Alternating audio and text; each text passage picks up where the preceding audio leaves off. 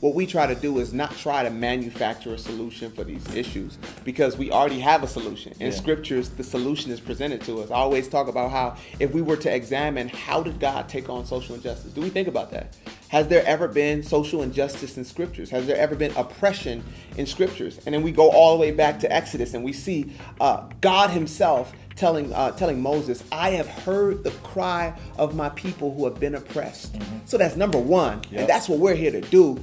We have been keeping our ears to the streets. We're in the hood. Like, some of us actually walk through the hood and we're hearing this cry. We go through it ourselves. So what are we doing? We're not going to ignore it. We're going to do what God did and hear that. And we convey that. And what he said, he's going to step in. He sent someone to go out, to step off of his, out of his realm of comfortability, and to walk and to live amongst these people and to experience and to struggle with them. And that's what we're supposed to do. Like, we get down there and we have these conversations afterwards. Let's get the people what they want. The Wade O Radio Show. This interview is brought to you by our sponsor, Devin Turner. This MC and pastor is not only putting out great music, but he's doing phenomenal work in his community and abroad. Check out his new album, Luminary, available on all digital outlets. For more info, visit his website at devinturner.org.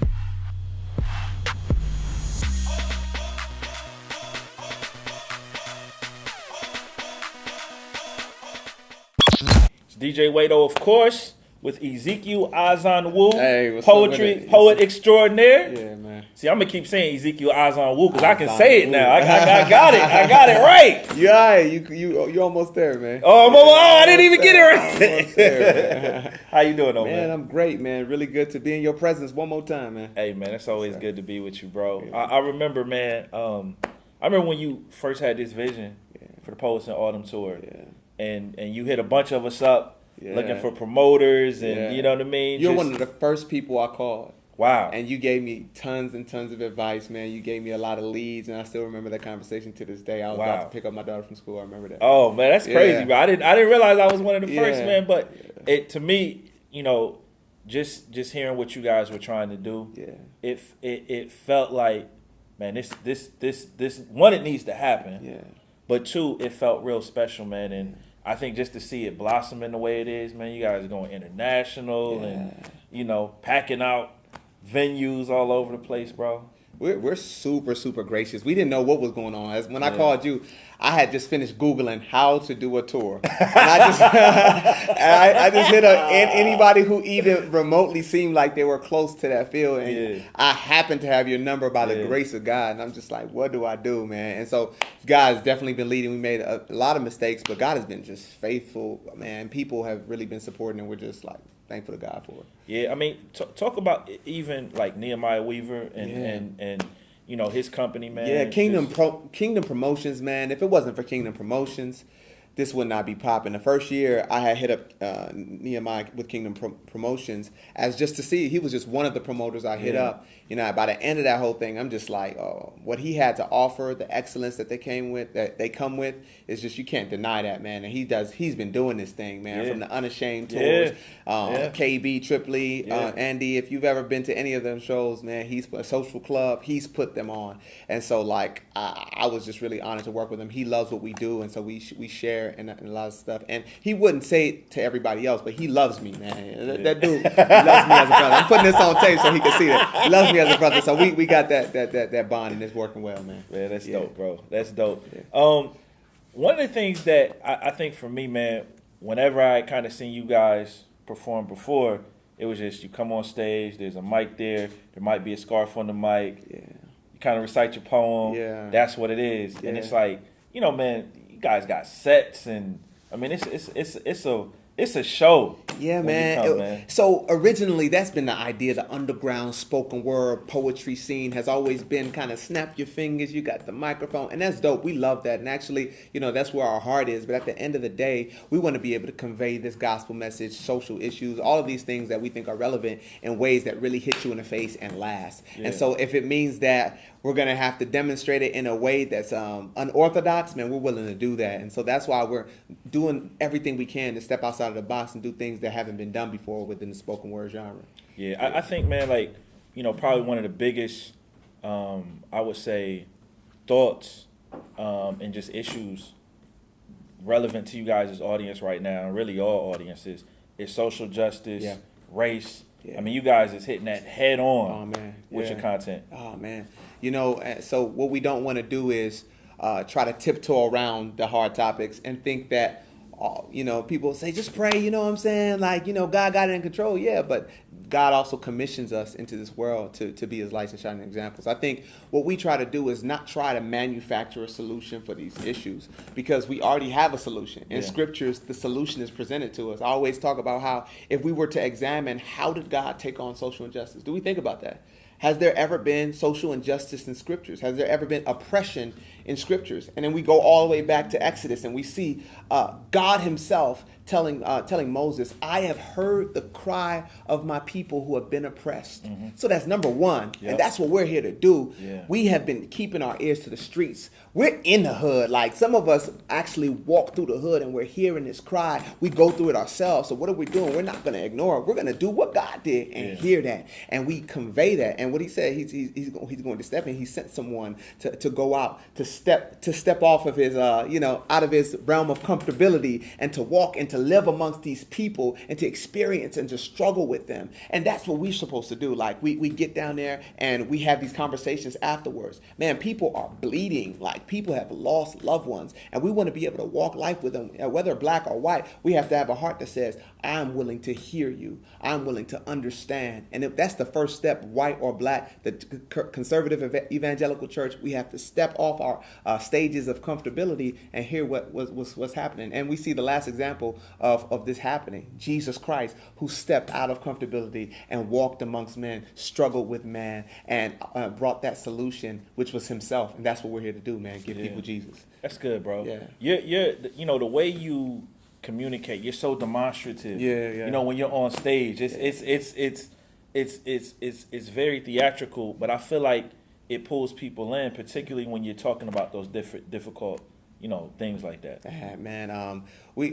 I've always, my wife calls me a drama king, so I mean, it's natural to me to just do the most, man. Sure. And I'm willing to lay it all out there, man, for the message, man. So if you see me up there, you're not seeing me, you're seeing whatever I'm trying to convey. And if you see anything less than that, then I'm failing as a messenger. Yeah. That's good, bro. Yeah, man. Hold on, I'm sorry to do this. I feel like this is my wife calling me though. That's good. Sorry, I'm gonna talk about this. Hey, what's up, man? I'm actually at a concert doing some interviews. What's going on?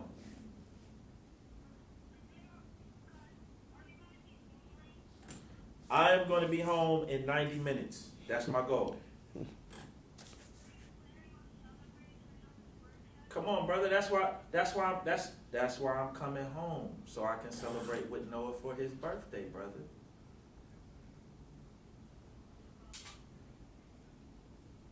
You gonna be leaving my brother. Right. Yeah, you better be home. Yeah.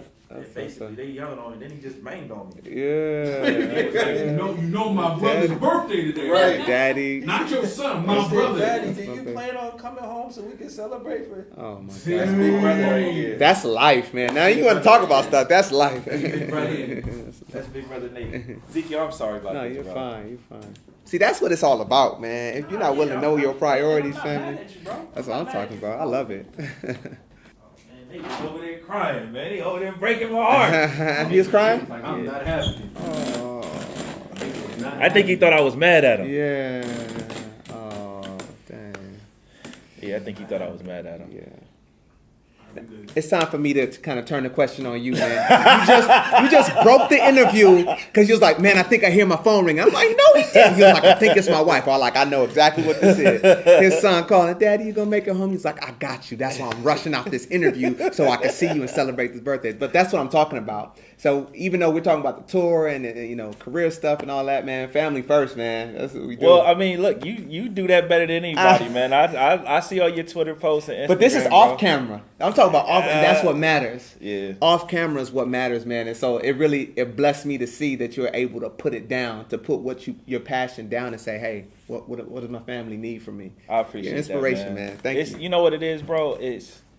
I mean, and I know you get this, but our families are our first ministries, bro. Man. You know, and it's one of the things that I've learned, and I think this is the way God has ordained it like this for a reason. When my family situation isn't straight, like when me and my wife got tension, or me and my kids got tension, everything else don't flow right. There's no progression, man. For real, man. Like, nah, for real. Imagine like everything going well on this side, and then family is in shambles. How do you have to have a seared conscience to be able to move forward, like with a smile? Hey, man, one of the things that I've vowed early on in this was that I'm not going to harm my family or lose my family as a result of Christian hip hop. You know what I mean? Like I'm just not. I remember, and not to hijack this, but let me, since we're here, let me share this story. Yeah. You know, a couple years in, when I first started Wade on Radio, I had a summer where, bro, I was taking every show. If you called me and you had a bucket of chicken, I was coming. Wow. You know what I mean? And I knew that was how you needed to build a brand. Wow. Like that's been proven. Yeah. You know what I mean? That's you got to tour. It's like what you guys are doing. Yeah. And some of the events I was getting paid well for them. Some of them I wasn't, but I was going. Wow. And the problem with that was we just had my oldest son who just called, and my wife was like, "I feel like a single parent right now. Oh my God. Like we can't keep this pace up. Been there. Like, I don't care what you got going out here. I don't care how much money you making out here. I don't care how your social media is growing, how you're connecting with people. Like, and so I had to make a decision right then and there, like, you know, how we gonna manage this? You know, so I still travel, I still tour, but definitely not the way it was moving in. And, you know, I had to get counsel from some people on it, but it's, you know, it is what it is, bro. At the end of the day, far more fruitful, man, when you're walking on that path, man. I love that. Being intentional about family, bro. That's where I'm at, man. All this stuff should be a fruit and result of me kind of doing what I'm supposed to do at home. Yeah. I see it with you and your family, though, man. Like, you guys inspire me so much. Your Instagram posts, your posts, your wife's posts, all that. I follow you both, man. And you guys inspire me a ton because, I mean, listen, bro. Anybody that's married will tell you being married is not easy. Nah, it's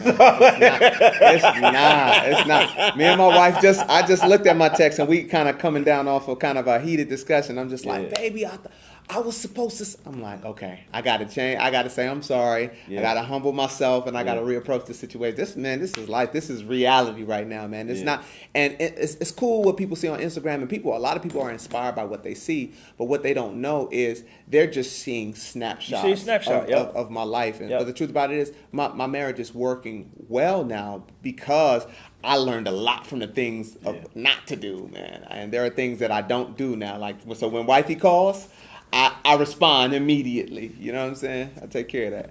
Oh, I wish we could talk with Ezekiel more, but this is right before the Poets in Autumn tour, and I know they got their VIP. And look, I don't want PIA fans coming in here.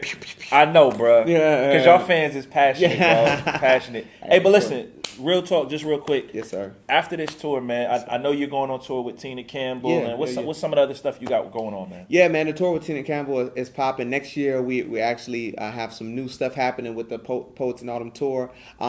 This is my baby right now, but I'm really trying to look into pushing my wife and, you know, her brand and the things that she's trying to do, man. I'm so excited for what she has going, man. And so my passion is now kind of shifting and saying, baby, I want to see you progress. So I'm going to be like a cameraman, whatever I need to, administrative assistant, whatever I need to do to push her dream, man.